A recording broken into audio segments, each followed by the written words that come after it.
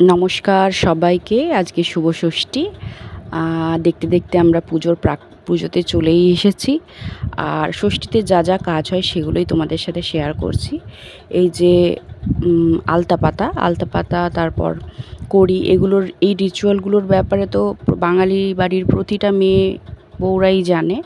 তো এইভাবে আমি যেটুকু জানি সেই হিসেবেই আমি রিচুয়ালগুলো করার চেষ্টা করেছি। সেটা হচ্ছে আলতা পাতা দিয়ে, কড়ি দিয়ে ষষ্ঠীর দিনে দেবীকে বোধনের জন্য আমাদের বাড়িতে ফোঁটা দিতে হয়। তো এইভাবে দেখো আলতা পাতাগুলো আমি রেডি করে ফেলেছি, এভাবে ফোঁটা দিয়ে দেব।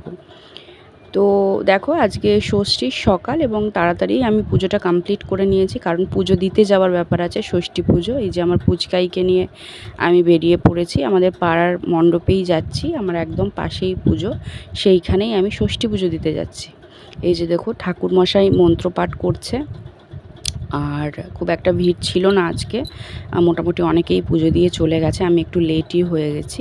এই যে মা, তারপরেই রওনা হবার পালা। আমিও যাচ্ছি, আমিও ফিরছি আমার বাবা মার বাড়ি।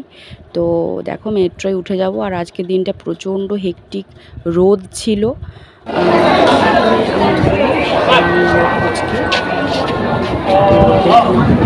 গরমটা কেমন লাগছে?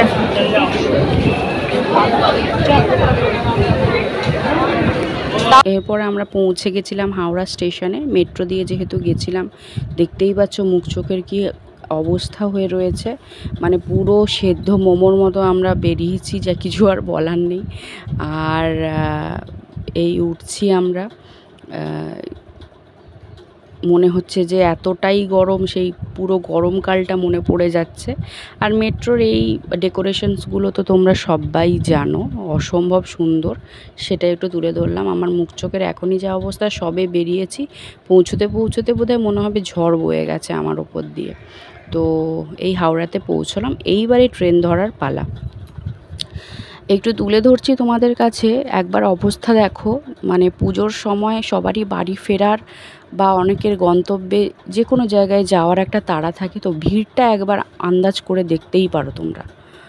আর তারপরে এই ট্রেন ছাড়ার পালা, ট্রেনটা ছাড়ছে না, অলরেডি 1 ঘন্টা লেট। তো সেই 1 ঘন্টা লেটের পর ট্রেনটা এখন কখন ছাড়ে সেটাই ওয়েট করছি। এরপরে হাওড়া স্টেশনের একটু কন্ডিশন দেখাই। 10 নম্বর প্ল্যাটফর্মে আমরা ছিলাম। তো আমি অপোজিট সাইডে তোমাদের ভিউটা একবার দেখিয়েছি।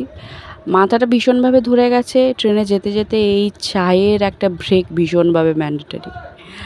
আর এই ভিউটা জাস্ট অসাধারণ। কোলাঘাট ব্রিজ আমরা ক্রস করছি এবং একটু একটু অস্ত যাওয়া সূর্য, আর তার সাথে ভিউটা এতটাই সুন্দর লাগছে, কিচ্ছু বলার নেই। সত্যিই পুজো চলে এসেছে, এটা দেখেই বোঝা যাচ্ছে। আর মনটা ভালো করা একটা ভিউ। এরপরে পৌঁছে গেলাম আমাদের ডেস্টিনেশন খড়গপুরে, দেখতে পাচ্ছ। এবং সেই তখন বাজে হয়তো 6টা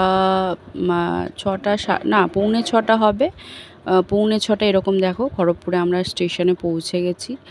আর আজকে ভীষণ হেকটিক, কোনো গাড়ি ঘোড়া পাইনি, তাই বাবার সাথেই এক এক করে আমাদের বাড়ি ফিরতে হলো। এই যে আমাদের পাড়ার পুজো, মোটামুটি সমস্ত কিছু তৈরি, খুব আনন্দ হচ্ছে। পৌঁছে গেছি বাড়ি আমরা। এরপরেই একটু কাজ ছিল, একটু ফ্রেশ হয়ে চা খেয়ে আমি আর আমার বোন আর আমার পুচকে বেরিয়ে পড়েছিলাম।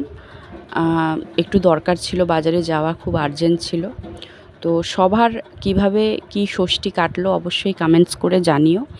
এইভাবে আমাদের সারাদিনটা জার্নি করে ষষ্ঠী শর্টেড হলো। তো মোটামুটি আর কিছু বলার নেই। লাস্ট মিনিট প্রস্তুতি চলছে অনেকের, এখনও অনেক কিছু কেনা বাকি, আমাদেরও টুকটাক কিছু কেনা বাকিই ছিল, সময় করে উঠতে পারিনি। তো দেখা হচ্ছে পরের ভিডিওতে, সবাই ভালো থেকো, টাটা।